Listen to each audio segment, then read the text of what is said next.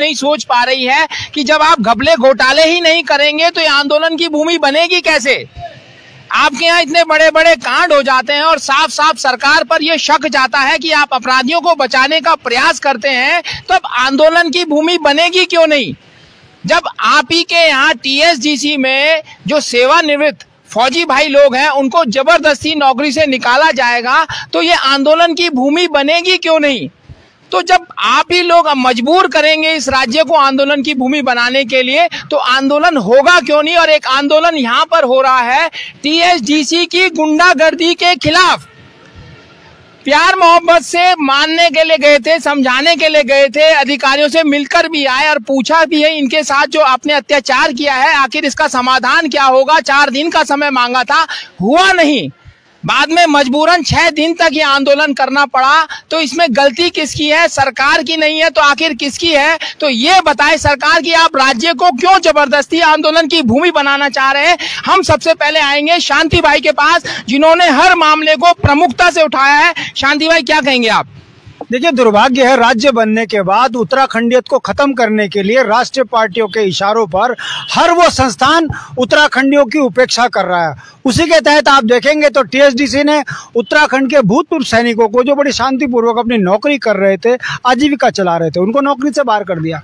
हम टीएसडीसी के प्रशासन से मिलने गए, उन्होंने कहा कि हमें समय दीजिए, हम इन्हें बहाल कर देंगे। 6 दिन धरना हो गया। हम ये पूछना चाहते हैं कि उत्तराखंड में नौकरियां ये सरकारें बेच रही है और सैनिकों का अपमान ये सरकार कर रही है। उत्तराखंड की सरकार चुप है, केंद्र की सरकार चुप है।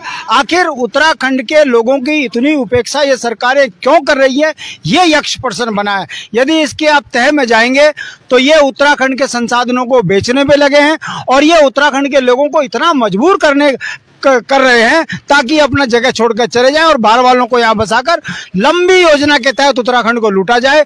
उत्तराखंड क्रांति दल के नेता होने के नाते हम इस बात को समझ रहे हैं, इसीलिए हमने यहाँ धरना दिया है।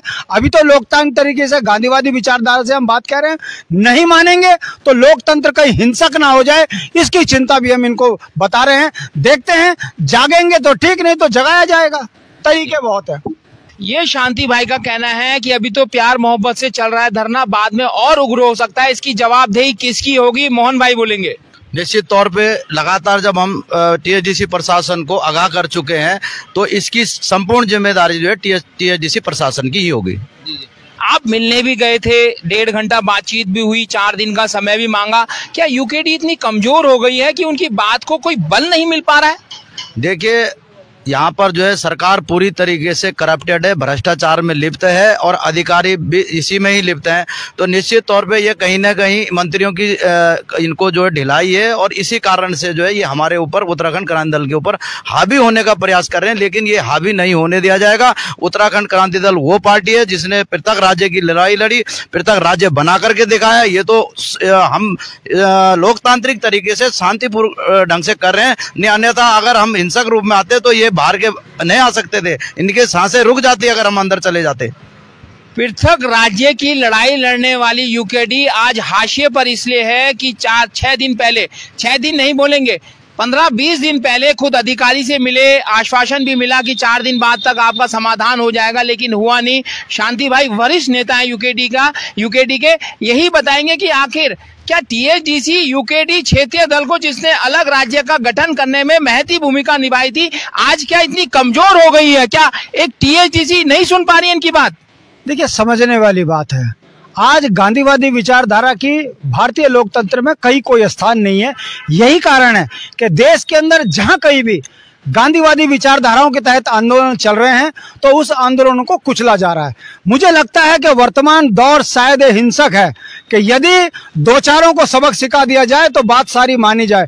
आप पूरे देश में देख लीजिएगा, कोई अपनी जाति के लिए आंदोलन को हिंसक बनाया है, कोई अपनी पार्टी के अंदर वोट पाने के लिए हिंदू धर्म के नाम पर वोट मांगने की बात हिंसक उसको फैला रहा है। हमारा यह कहना है कि हमने इस राज्य आंदोलन में भी किसी को एक थप्पड़ ये कह के नहीं मारा कि राज्य पर्वतीय मूल के लोगों का है।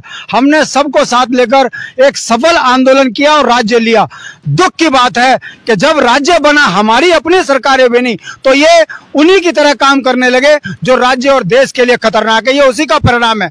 नौकर हमारे भाई हमारे, संस्थान हमारे यहाँ, पैसा हमारे यहाँ से कमा रहे, मगर भाषा ये दिल्ली की बोल रहे हैं। शायद इनको लगता है कि गांधी के देश में गांधी की कोई अहमियत नहीं है। इनको समझा दिया जाएगा। अगर इन्होंने पहाड़ की बात को नहीं माना तो ये अपने घर में भी सुरक्षित नहीं होंगे। गांधी का कहना है मान जाओ नहीं तो मनवा दिया भी जाएगा। लोकतंत्र की ये भाषा भी है। एक बहुत बड़ी बात शांति भाई ने बोली है, जब प्यार मोहब्बत से बात चल रही थी, मनाने की बात भी आ गई थी, तो क्यों जनता को हिंसक बनाने की बात हो रही है? ये एक बहुत बड़ा सवाल है। क्या कहेंगे इस पर आप? जनता को हिंसक बनाने